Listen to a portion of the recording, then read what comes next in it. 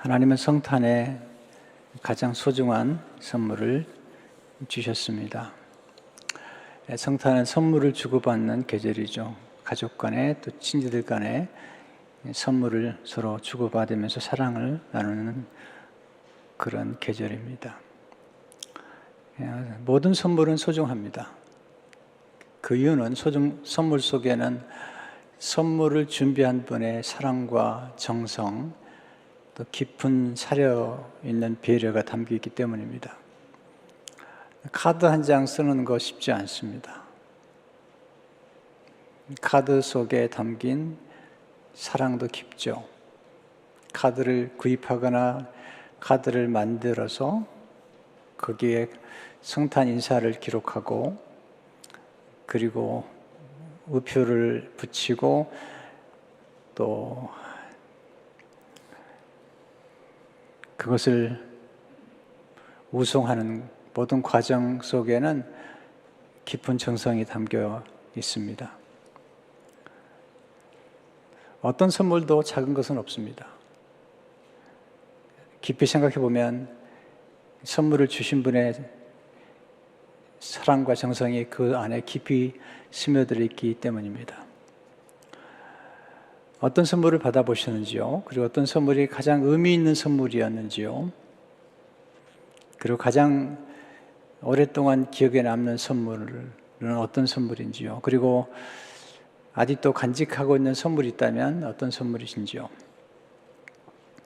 오늘 가장 소중한 선물 이야기를 나누려고 합니다. 하나님 아버지께서 우리에게 주신 선물이죠. 그 말씀이 요한복음 3장 16절에 나와 있습니다. 하나님이 세상을 이처럼 사랑하사 독생자를 주셨으니 이는 그를 믿는 자마다 멸망하지 않고 영생을 얻게 하려 하심이라. 하나님의 주신 선물, 독생자, 하나님의 아들을 우리에게 선물로 주신 이야기가 성탄의 이야기입니다. 선물과 함께 우리가 기억할 것은 선물 속에 담긴 스토리입니다. 이야기입니다. 우리가 간직하고 있는 선물 속에는 선물을 주신 분의 이야기가 담겨 있습니다. 성탄의 선물, 오늘 말씀의 핵심 가운데 중요한 것은 하나님의 사랑 이야기죠. 성탄 선물은 하나님의 사랑 이야기입니다. 오늘 본문의 말씀은 하나님으로 시작합니다. 하나님이 세상을 이처럼 사랑하사 독생자를 주셨다는 것입니다. 사랑한다는 것은 주는 것입니다. 또 사랑한다는 것은 주기만 하는 게 아니죠. 사랑한다는 것은 또한 받는 것입니다. 혼자서 사랑할 수는 없습니다. 사랑은 상호간에 서로 사랑을 나눈 대상이 있는 것입니다. 하나님 누구를 사랑했을까요? 하나님이 세상을 사랑하셨어요. 이 세상은 우리 모든 인류를 의미합니다. 어떻게 사랑하셨죠? 이처럼이라고 그러는데 공동번역은 이렇게 번역하고 있습니다. 하나님은 이 세상을 극진히 사랑하셔서 이번엔 극진히 사랑하셨다고 말씀하고 있죠. 또 현대인의 성경은 이렇게 번역하고 있습니다. 하나님이 세상을 무척 사랑하셔서 하나님의 세상을 극진히 사랑하셨습니다. 그리고 무척 사랑하셨습니다. 사랑한다는 것은 희생한다는 것입니다. 희생이 없는 사랑은 사랑이 아닐 수 있습니다. 우리가 누군가를 사랑했다는 것은 우리가 얼마나 그 대상을 향해서 희생했느냐로 결정될 수 있습니다. 하나님의 사랑을 가장 닮은 사랑이 있다면 엄마의 사랑입니다. 엄마의 사랑이 왜 고귀하죠? 엄마의 사랑은 희생이 담겨있기 때문이죠. 자식을 위해서라면 주고 또 주고 또 주고도 아쉬워하는 사랑, 그게 엄마의 사랑이고, 그리고 자식을 위해서라면 저주를 받아도 좋다고 말했던 리브가처럼 자식을 위해서는 모든 걸 희생하는 사랑이 엄마의 사랑이죠. 그러나 엄마의 사랑보다 더 고귀한 사랑이 있습니다. 하나님의 사랑이죠. 그 이유가 뭐냐면 엄마의 사랑은 본인이 낳은 자녀, 사랑할 만한 대상이 있는 거죠. 그렇기 때문에 엄마의 사랑은 고귀하지만 그것은 본인이 잉태하고 낳은 딸을 사랑하기 때문에 그 사랑은 숭고하지만 그 대상의 면에서는 하나님의 사랑에 비교할 수 없습니다. 하나님은 사랑할 수 없는 사랑을 사랑하신 것입니다. 마틴 루터의 말에 하면 창기와 같은 죄인들을 사랑하는 것입니다. 십자가의 사랑을 꺼리끼는 것이라고 그러는데 원래 헬라에 보면 스캔달입니다. 하나님의 사랑은 하나님의 스캔달입니다. 거룩하신 하나님이 창기와 함께 사랑을 나누기 시작한 것입니다. 우리를 하나님 사랑하신 때가 언제죠? 우리가 굉장히 성숙하고 그리고 문제가 없고 완벽해서 사랑한 것입니까? 성경은 그렇게 말씀하지 않습니다. 하나님 우리를 사랑하신 시제, 때를 생각하면 눈물겹습니다. 로마서 5장 8절을 보시면 우리가 아직 죄인 되었을 때, 우리가 꽤 괜찮을 때가 아닙니다. 그리스도께서 우리를 위하여 죽으심으로 하나님께서 우리에 대한 자기의 사랑을 확증하셨느니라. 이게 확증이란 말이 영어에 보면 demonstrate라고 그랬어요. 하나님의 사랑을 보여주셨는데 언제? 우리가 죄인 되었을 때에. 우리 예수를 믿는 건 굉장히 놀라운 일이에요. 예수를 믿은 후에 우리가 깨닫는 게 하나 있는데 예수 그리스도를 믿기 전부터 하나님이 우리를 사랑하셨다는 사실입니다. 그리고 하나님이 우리를 지켜보시고 하나님이 우리에게 무한한 은혜를 베풀고 계셨어요. 그러다가 어느 날 우리 예수 그리스도를 만나는 그런 기회를 얻게 된 것입니다. 성경은 우리가 하나님 앞에 죄인 되었을 때 사랑하셨고 로마서 5장 10절에 보시면 곧 우리가 원수 되었을 때에 그의 아들의 죽으심으로 말미암아 하나님과 화목하게 되었은즉 화목하게 된 자로서는 또 그의 살아나심으로 말미암아 구원을 받을 것이니라. 하나님과 원수 되었어요. 그럴 때 사랑한 거죠. 그래서 어머니의 사랑이 숭고하지만 어머니의 사랑보다 훨씬 숭고한 사랑이 하나님의 사랑이죠. 왜냐하면 사랑할 수 없는 대상을 사랑하셨어요. 거룩하신 예수님께서 요한복음 4장에 보면 한 여인을 만나서 사랑을 베풀어 주시죠. 그 여인은 남편을 5이나 가진 여인입니다. 가장 거룩하신 분이 이 땅에 오셔서 나눠진 사랑의 대상이 남편을 5이나 둔 여인입니다. 또 8장에 보면 간음 현장에서 붙잡힌 여인을 예수님이 사랑해 주시고 7 귀신 들렸던 막달라 마리아, 성경학자들은 그는 창기였을 거라고 말합니다. 근데 주님은 그들을 사랑하셨고 또 그들보다 더 어떻게 보면 사악한, 겉으로는 굉장히 나이스하게 얼굴을 하고 있지만 그 내면에는 사악함이 깃들어 있는 우리들을 사랑하셔서 십자가에서 죽으신 것입니다. 사랑의 극치는 가장 소중한 것을 내어주는 것입니다. 하나님은 아들을 내어주셨죠. 로마서 8장 32절을 보시면 자기 아들을 아끼지 아니하시고 우리 모든 사람을 내어주신 이가 어찌 그 아들과 함께 모든 것을 우리에게 주지 않냐겠느냐. 자기 아들, 자기 딸을 내어주는 것 쉽지 않습니다. 아니, 거의 불가능하죠. 아브라함이 이삭을 바쳤을 때 하나님께서 아브라함을 향해서 너는 나의 친구라고 그랬어요. 왜냐하면 장차 독생하신 아들을 내어주신 하나님 아버지의 마음을 가장 먼저 이해했던 사람이 아브라함이죠.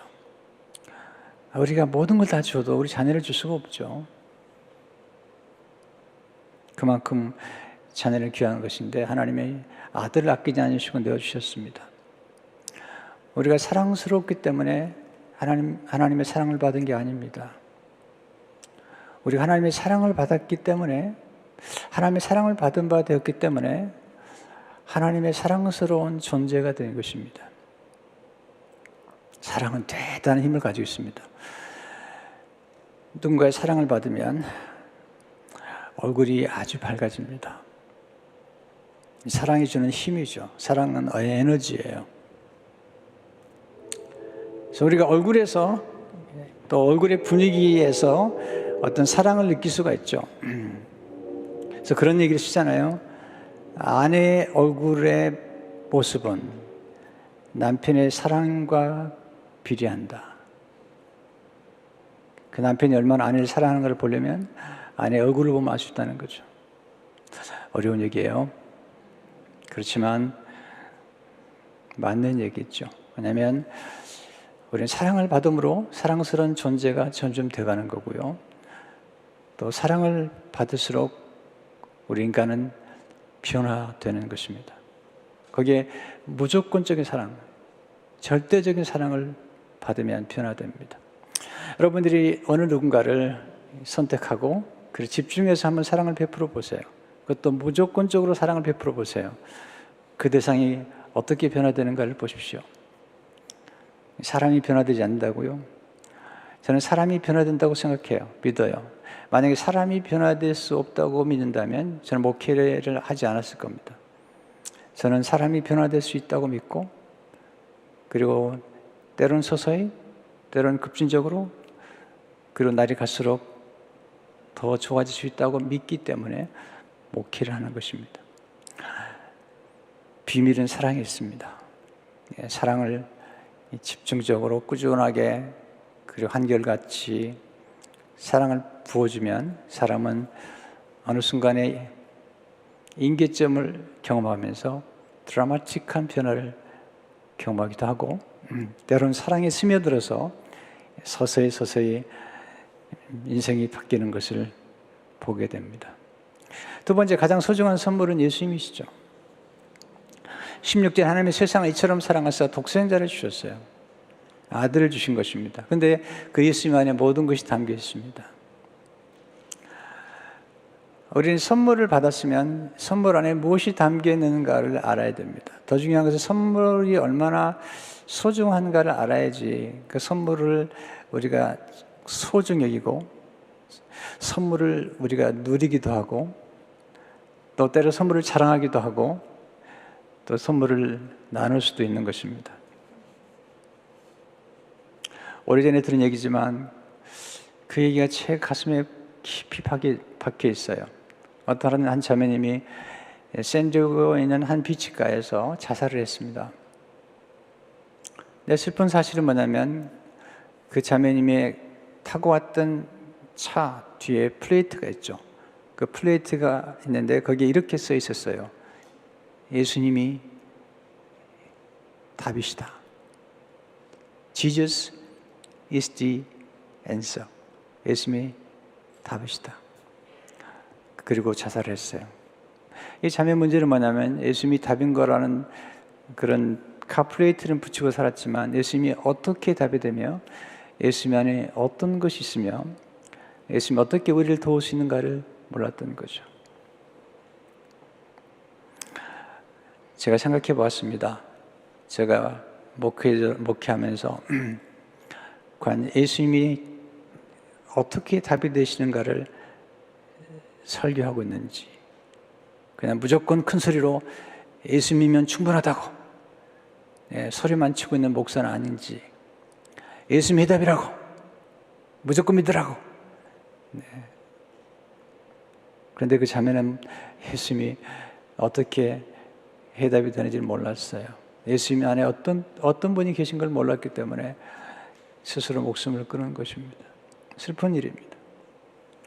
오늘 제가 예수님 안에 어떤 선물이 담겨 있는가를 나누어 드리고 싶습니다. 첫째로 예수님 안에 은혜와 진리가 담겨 있습니다. 요한복음 1장 14절을 보시면 말씀이 육신되어 우리 가운데 거하시며 우리가 그의 영광을 보니 아버지의 독생의 영광이 은혜와 진리가 충만하다. 이 두 가지가 아주 중요합니다. 은혜라는 말은 전혀 자격 없는 사람에게 베푸시는 하나님의 호의입니다. 이 은혜라는 단어가 헬라어로 카리스입니다. 카리스. 이 카리스라는 단어가 굉장히 풍부한 내용을 담고 있는 단어예요. 우리가 사랑이라는 단어 안에도 얼마나 풍부한 내용이 담겨있는지 모르는 것처럼 이 은혜라는 단어가 놀라워요. 호의라는 단어죠. favor라는 단어죠. 또 이 단어는 카리스라는 은혜라는 단어고요. 또 하나는 이 은혜라는 단어 속에는 선물이라는 거죠. 선물은 우리가 노력한다고 받는 게 아니잖아요. 우리가 돈을 사서 선물을 받는 것도 아니죠. 선물은 선물을 주는 분이 그냥 호의를 베풀어서 우리에게 주는 것이 선물이잖아요. 근데 놀라운 사실은 이 은혜라는 단어 속에, 카리스라는 단어 속에 기쁨이 담겨 있습니다. 우리가 은혜를 받고 은혜를 경험하게 되면 우리 안에 기쁨을 경험하게 됩니다. 또 하나, 이 은혜라는 단어 속에, 이 카리스라는 단어 속에 감사라는 뜻이 담겨 있습니다. 예수님께서 축사하셨다, 감사하셨다는 그 단어 속에 이 카리스라는 단어 안에 감사가 담겨 있는 거죠. 그래서 우리가 하나님의 은혜를 깊이 깨닫게 되면 우리는 기뻐하게 되고 또한 감사하게 됩니다. 또 하나는 진리죠. 이 진리라는 것은 율법이 아니죠. 율법은 우리를 행복하게 하지 않습니다. 율법은 법이에요. 법은 주로 검사와 같은 역할을 하는 거죠. 우리가 죄를 지면 그 죄를 드러내고 사람들에게 노출시켜서 아주 망신을 주는 거예요. 그리고 우리 인생을 망가뜨리는 거죠. 감옥에 집어넣으려고 감사는 어떻게 하든지 이 검사는 감옥에 집어넣으려고 하죠. 죄를 참수하고요, 고발하죠. 그러나 은혜는 우리를 변호해주고 우리의 죄를 덮어줘요. 허물을 덮어줘요. 우리의 죄를 용서해 주죠. 이게 은혜죠. 진리는 뭐냐면 우리를 자유케 해주는 거예요. 요한복음 8장 30절에 보면 진리를 알진 진리가 너를 자유롭게 하리라. 우리의 죄로부터, 우리의 과거로부터 우리를 자유케 해주는 것입니다. 이 진리는 진실입니다. 뭐가 진실일까요? 우리는 거짓 자아 속에 살고 있어요. 거짓 자아는 세상에 만드는 거예요. 내가 성공해야 돼. 그래야지 훌륭한 인물이 되는 거야. 이게 이렇게 돈을 많이 벌어야지 훌륭한 사람이 되는 거야. 이것은 다 세상에 만들어 놓은 거짓 자아 형상입니다.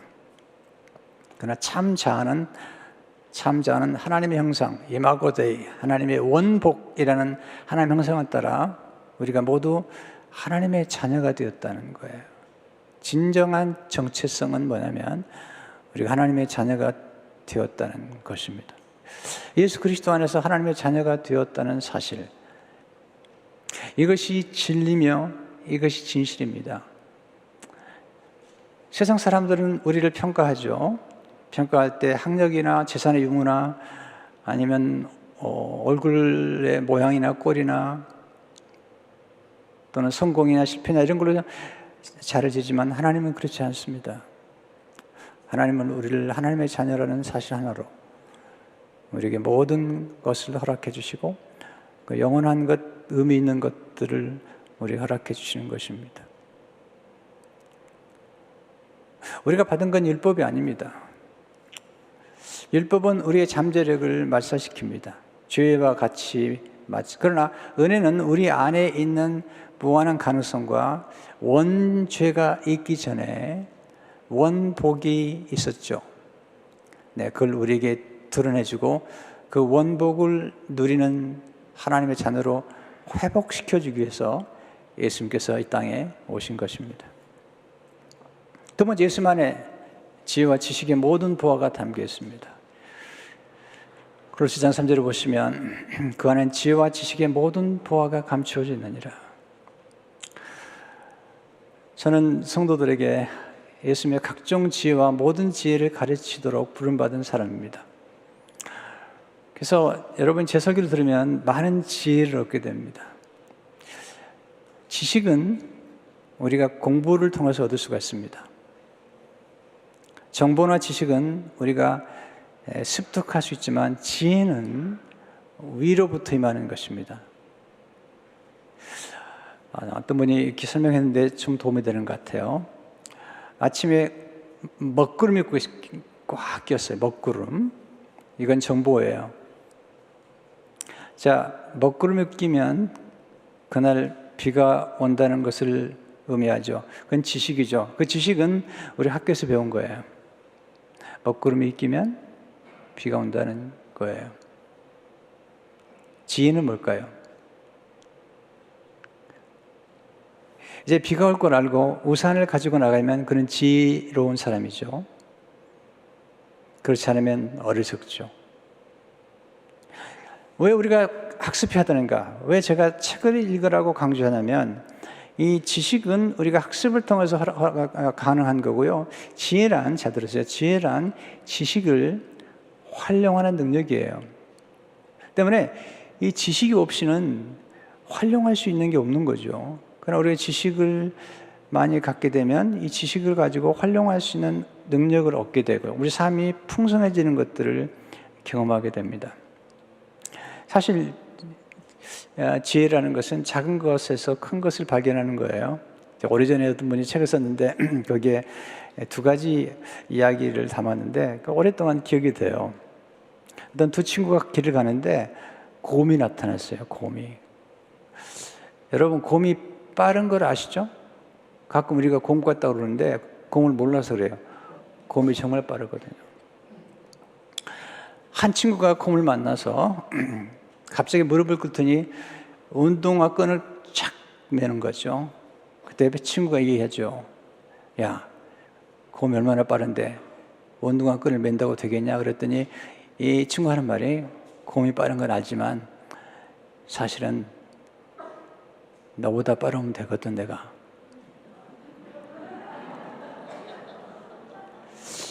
다시 설명을 할까요? 네, 작은 차이죠. 물론 더 탁월한 지혜는 두 사람 다 사는 길을 모색해 주겠죠. 그냥 작은 차이죠. 또 하나 이야기는 큰 컨테이너가 가다가 육교에 걸린 거죠. 그때 뭐 토잉카, 견인차가 와서 막 빼도 안 되는 거죠. 난리가 났습니다. 견인차가 오기도 하고 뭐 소방차가 오기도 하고 지나가던 한 어린아이가 왜 저렇게 난리냐고 그랬더니 저 차가 빠져 육교에서 나오지 못한다고 그랬더니 지나가면서 쉽게 하는 말이 그 타이어에 바람을 빼면 되는데 아직도 이해가 안 되나 보시는데요. 타이어에 바람을 빼면 되는데 예수 믿으면 지혜로울 수 있습니다. 저희 어머니는 초등학교밖에 나오지 않으셨지만 저희 어머니는 정말 지혜로우셨습니다. 저는 늘 그런 생각을 했습니다. 우리 어머니는 인생으로 말하면 인생의 지혜를, 모든 지혜를 가진 박사 같다, 그런 생각을 많이 했습니다. 예수 믿고 나서 하나님 말씀을 들으면서 지혜로워지셨거든요. 우리가 성경에 나와 있는 예수님의 지혜를 따라 산다면, 정말 그렇게 산다면 우리가 사업과 직장과 관계에 있어서도 얼마든지 행복할 수 있다는 생각이 들어요. 예수님이 말씀하신 황금률, 너희가 남에게 대접을 받고자 하는 대로 먼저 남을 대접하라. 만약에 존중을 받고 싶다면 먼저 존중하고, 사랑받고 싶다면 먼저 사랑하고, 이해받고 싶다면 이해하고, 용서받고 싶다면 용서하고, 격려와 칭찬과 인정을 받고 싶다면 먼저 그래 하라는 거죠. 이거 황금률이죠. 골든룰이라고 그래요. 네, 전 늘 생각합니다. 성도는 어떤 교회를 기대하는가? 또는 어떤 목사를 기대하는가? 생각을 많이 합니다.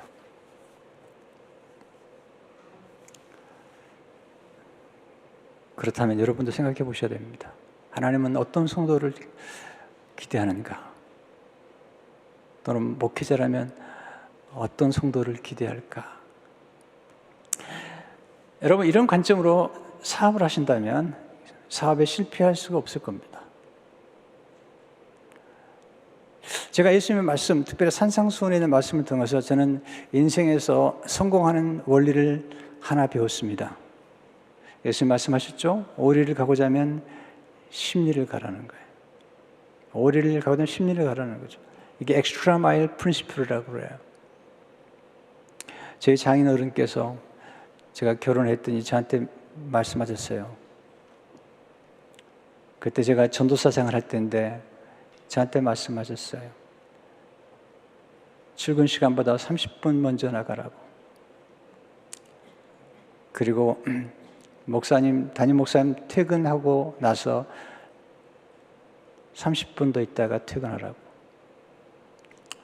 굉장히 교훈이 되셨어요. 그러면서 본인이 이제 회사에서 일을 하면서 언제나 아침 일찍 가서 신문을 본 다음에 중요한 기사들을 줄로 그어서 그걸 사장님 책상에 늘 올려드렸다는 거예요.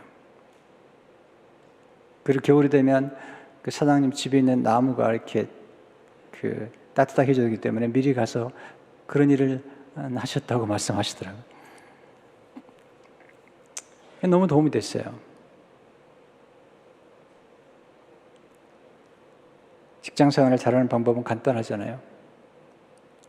억지로 하지 말고 기쁨으로 일하고, 그리고 부탁한 것보다도 더 많이, 더 탁월하게, 더 최선을 다해서 결과를 만들어낸다면 아마 직장에서 인정받을 겁니다. 그런 직원을 사장이 놓치고 싶지 않을 겁니다. 아마 대체 불가능한 인물이 될 수도 있습니다. 예수님 안에 놀라운 지혜가 있고 지식이 담겨 있습니다.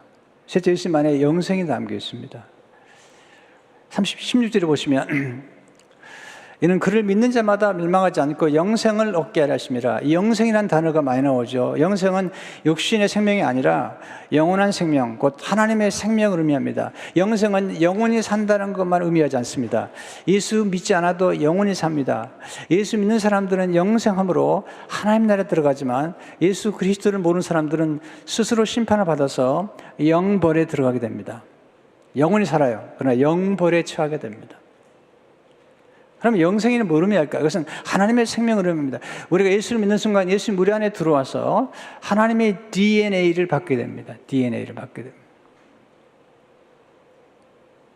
여러분, 자녀가 부모를 닮는 가장 중요한 길은 부모에게서 태어나는 것입니다. 부모에게 태어나면 부모의 DNA를 따라 태어나게 됩니다. 제 큰아이는 제 아내를 닮았고요. 둘째 딸은 저를 닮았습니다. 그래서 어릴 적에 둘째 딸이 아주 어릴 적에 이렇게 교회에서 돌아다니면 처음 오신 분도 알아요. 목사님 딸이구나. 뭐냐면 코가 납작하거든요. DNA를 속일 수가 없어요. 제가 집회 가면 제가 말씀을 정말 성심을 다해 전하는데 가끔 집회 가면 나오면서 어떤 분이 물어봐요. 목사님, 어떻게 피부 관리하세요? 이게 은혜를 받은 게 아니라 피부 관리를 어떻게 하나만 보고 있었나 봐요. 네, 이 피부는 제 어머니의 DNA입니다. 제 어머니 92세에 돌아가셨는데, 소천 받으셨는데 그때도 피부가 고우셨어요. 갑자기 괜히 피부 얘기를 해가지고 여러분, 예수 그리스도를 우리가 모시게 될 때 예수 그리스도의 DNA가 들어와서 예수님의 성품을 점점 닮아가게 되는 것입니다. 예수 그리스도의 겸손과 온유를 닮아가는 것입니다. 자녀들은 성장하면서 아버지 어머니의 어떤 기질과 성향과 그런 DNA를 닮아가는 것입니다. 예수 그리스도를 우리가 정말로 영접했다면 예수 그리스도의 모습을 점점점 닮아가게 되는 것입니다. 그게 영생의 뜻입니다. 영생은 풍성한 생명이고 사랑의 생명이죠. 네 번째, 예수님 안에 의로움과 거룩함과 구원이 담겨 있습니다. 고린도서 1장 30절을 보게 되면 너희는 하나님부터 나와서 그리스도 예수 안에 있고 예수는 하나님부터 나와서 우리에게 지혜와 의로움과 거룩함과 구원함이 되셨으니, 지혜에 대해서 말씀드렸고요. 의로움과 거룩함과 구원함이 우리에게 전수되는 거죠. 우리는 의롭지 않아요.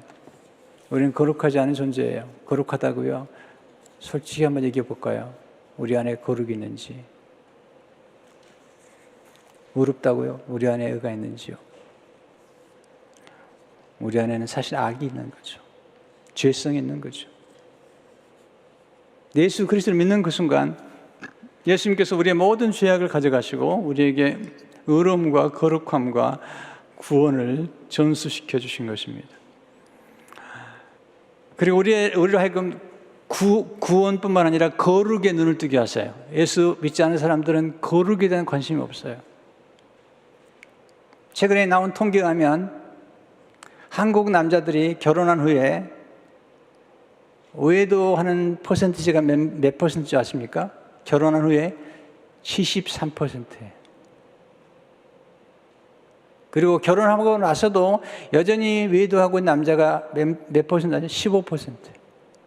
이게 우리 한국 민족의 도덕성이에요.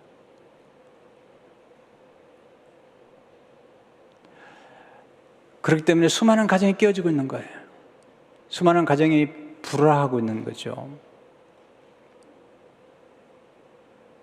성경은 결혼의 목적을 행복이라고 말하지 않습니다. 결혼의 목적을 거룩이라고 말합니다. 거룩. 왜냐하면 거룩하면 행복은 따라오게 되어 있습니다. 쾌락을 추구하거나 행복을 추구하면 안 됩니다. 거룩을 추구하는 가정. 제가 결혼 주례를 할 때마다 늘 반복해서 제가 신랑 신부에게 하는 얘기가 뭐냐면 4개의 기둥과 함께 지붕이 필요한데 지붕은 거룩이란 지붕이라는 거예요. 부부가 거룩을 추구하게 되면 세상에 폭풍과 광풍과 폭풍이 몰려와도 폭우가 몰려와도 거룩이라는 지붕 아래에 사는 자녀들과 부부는 안전합니다. 그리고 이 거룩함을 추구하는 그 남편과 아내의 부모님들은 그 집에 올 때마다 안전합니다.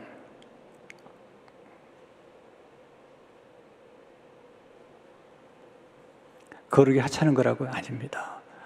거룩만큼 우리를 유쾌하게 하고 우리를 안전하게 하고 우리를 하나님 앞에 존귀하게 만드는 것은 없습니다. 그래서 예수님께서 우리에게 거룩을 주고 싶으신 거죠.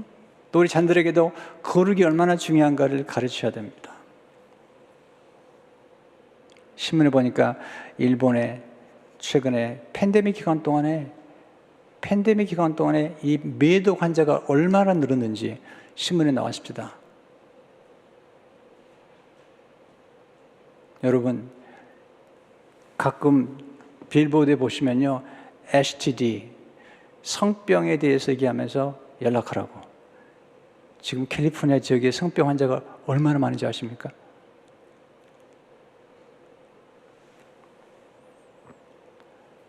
여러분, 예수님 오지 않으면 안 됩니다.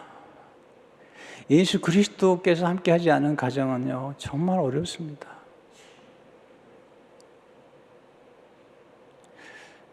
죄가 문제가 많아요. 5번째 예수님 안에 용서의 선물이 담겨 있죠. 가장 좋은 거죠. 마태복음 1장 21절에 보면 아들 낳으리니 이름을 예수로 하라. 이는 그가 자기 백성을 그들의 죄에서 구원할 자심이라 하니라. 예수님 오셔서 예수님의 피로 우리의 모든 죄를 사해 주시는 거예요. 예수 믿는다고 죄가 없는 게 아니잖아요. 예수 믿는 우리들도 예수 그리스도를 믿은 후에도 우리의 죄를 하나님께 자백하잖아요. 여러분 아시잖아요. 저도 알잖아요. 예수 믿은 후에도 우리는 죄를 지죠. 그러나 우리는 의인으로 부름받았기 때문에 죄인이 계속 죄를 지는 것과 의인이 실수로 죄를 지는 것과는 다르죠. 죄는 죄를 만들어내지만 의인은 의를 만들어내는 중에도 실수할 수 있는 거죠. 그때 우리의 죄를 자백하면 예수님께서 밑북으로사 예수님의 피로 우리의 죄를 사하신다는 거죠. 예수님이 우리가 받아야 할 형벌을 대신 받으셨어요. 6번째, 예수님 안에 평화의 선물이 담겨 있습니다. 로마서 2장 13, 14절 보세요. 호련히 수많은 천군이 그 천사들과 함께 하나님을 찬송하여 이르되 지극히 높은 곳에서는 하나님께 영광이요 땅에서는 하나님의 거룩하신 사람 중에 평화로도 아니라 평화. 여러분, 불행은 불화에서 오는 것입니다. 불화하게 되면 불행해집니다. 행복은 화목에 있습니다. 관계에서 행복이 오는 거거든요. 네. 여러분, 거룩도 중요하지만 행복도 중요하죠. 그런데 행복의 비밀은 관계에 있습니다. 노후 대책, 돈이 많은 것도 중요하지만 부부관계가 좋으면, 화목하면 가장 좋은 노대직을 하는 것이죠. 저도 결혼생활 지금 39년째군요. 근데 지금은 많이 좋아졌어요. 근데 결혼 초기에는 제가 미숙해서 많이 싸웠거든요. 근데 싸우면 집에 들어가려고 그러면 너무 괴로운 거죠. 그리고 싸우면 갑자기 살맛이 안 나요. 거기다가 저는 또 전도사고 목사잖아요. 그러면 설교하려고 설 때마다 제 아내가 그런 것 같아요. 너나 잘해라. 너무 힘든 거죠. 그래서 화목을 추구하는 게 얼마나 중요한지 몰라요. 전 지금 목회를 하면서 제가 로스교회를 개척하고 목회할 때 참 행복했어요. 화목했거든요, 교회가. 그리고 지금 12년 동안 우리 교회를 섬기면서 제 생각 가운데 너무 행복해요. 우리 장로들과의 관계가 너무 좋아요. 또 우리 목회자들과의 관계가 너무 좋아요. 정말 화평해요. 평화로워요. 그리고 화목하고 평화를 위해서 내가 모든 걸 다 내려놓을 수 있어요.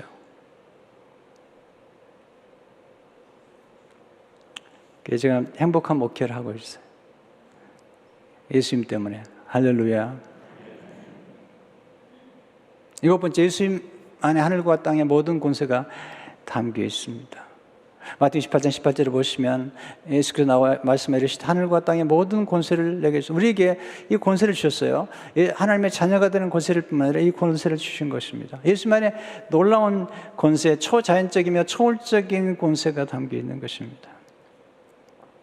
세 번째, 하나님의 선물은 누구에게나 값없이 주시는 선물이에요. 이게 너무 좋은 것 같아요. 네, 정말 중요한 선물인데 값없이 주시는 거예요. 로마서 3장 24절을 보십시오. 그리스도 예수 안에 있는 성령으로 말미암아 하나님의 은혜로 값없이 의롭다 하심을 얻은 자 되었느니라. 값없이. 또한 차별 없이. 누구든지 예수를 믿기만 하면. 로마서 3장 22절을 보시면 곧 예수 그리스도를 믿음으로 말미암아 모든 믿는 자에게 미치는 하나님의 은혜니 차별이 없느니라. 너무 감사해요. 세상은 우리를 차별해요. 사람들은 우리를 차별해요. 근데 하나님은 우리를 차별하지 않으세요. 값없이, 차별 없이 우리를 사랑하시고 축복하시는 거죠. 예수님 같은 분은 없어요. 예수 믿는 믿음이 보배로운 선물이죠. 믿어진다는 게 축복이죠. 16절에 보시면 이는 그를 믿는 자마다 멸망하지 않고 영생을 얻게 하려 하심이라. 믿으면 멸망하지 않습니다. 믿지 않으면 멸망한다고 그러잖아요. 심판을 받죠. 요한복음 3장 18절도 보세요. 그를 믿는 자는 심판을 받지 아니하는 것이요 믿지 아니하는 자는 하나님의 독생자 이름을 믿지 아니함으로 벌써 심판을 받은 것이니라. 믿지 않으면 본인이 지은 죄를 본인이 책임을 져야 돼요. 그래서 지옥 갈 수밖에 없는 거예요. 그런데 예수를 믿으면 우리가 지은 죄를 예수님이 대신 담당하시고 대신 심판과 정죄와 진노를 대신 받으신 거예요. 이게 복음이에요, 복음.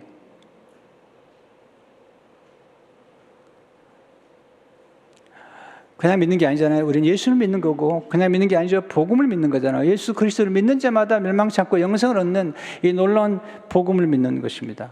그러므로 저주 대신에 축복을, 죽음 대신에 생명을, 두려움 대신에 평강을 얻게 된 것입니다. 선물을 받은 사람은 그 선물의 진가를 알아야죠. 예수님이 얼마나 놀라운 분인가를 알아야 됩니다. 평생 배워가야죠. 선물을 받은 사람은 선물을 누릴 줄 알아야 돼요. 네. 그리고 선물을 받은 사람은 선물을 나눌 줄도 알아야 돼요. 받기만 하는 것은 좋은 게 아닌 것 같아요. 나누고 베푸는 것이 중요한데 정말 어떤 분이 아파가지고 좋은 약을 만나서 고침받았다면 혼자만 그 약을 알면 안 되죠. 우리가 복음을 받았다. 예수 그리스도를 믿음으로 우리 영생을 얻게 됐고 그리고 영벌이 가지 아니하고 우리는 영생을 얻게 된 것입니다.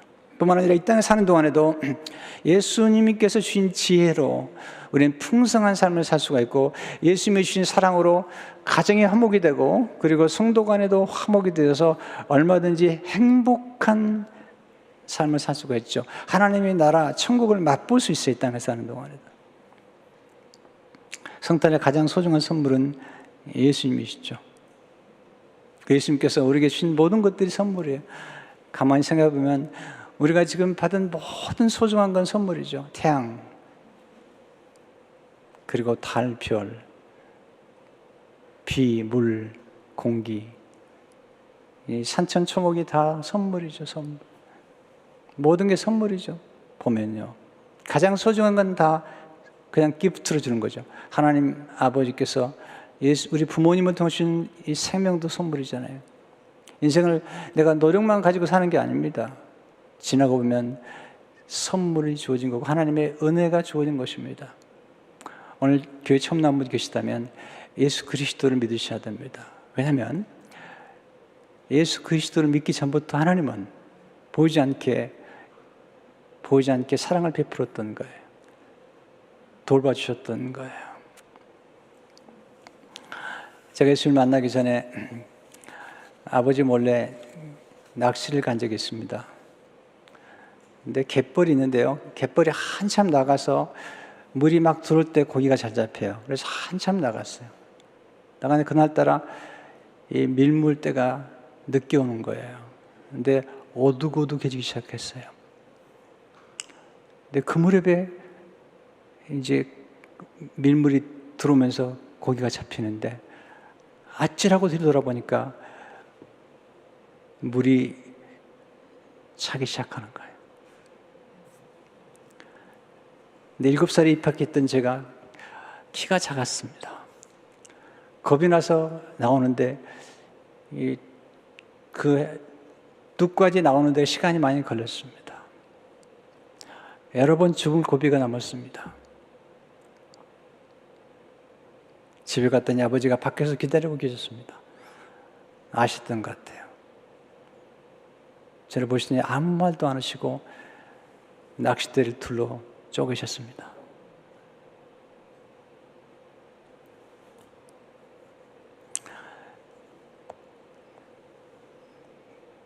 지금 생각해 봅니다. 그때 죽을 수 있었는데 하나님 살려두셨어요. 그리고 예수 믿게 만드셨고 복음을 증거하게 만든 것입니다. 여러분 생에도 그런 기억들이 있을 것입니다. 하나님 여러분 예수 믿기 전부터 여러분을 사랑하셨어요. 그리고 예수 믿게 만든 것입니다. 성탄은 선물의 계절이죠. 우리 이미 좋은 선물을 받은 것입니다. 가장 좋은 선물이죠. 예수님. 이 복음의 선물을 사람들에게 나눠주시는 여러분 되시기를 주의 이름으로 축원합니다.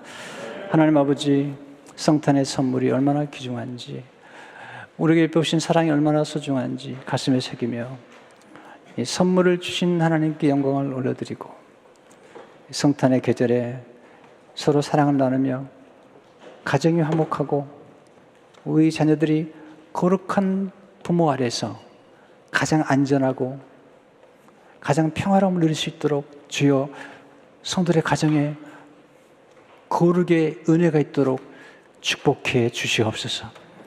하나님 차가운 그리고 이 겨울에 따뜻한 사랑의 손길을 작아도 정성을 담아서 우리 이웃들에게 함께 나눌 수 있도록 축복해 주시고 하나님 은혜가 성도들의 가정에 풍성하도록 역사해 주옵소서. 예수 이름으로 기도하옵나이다.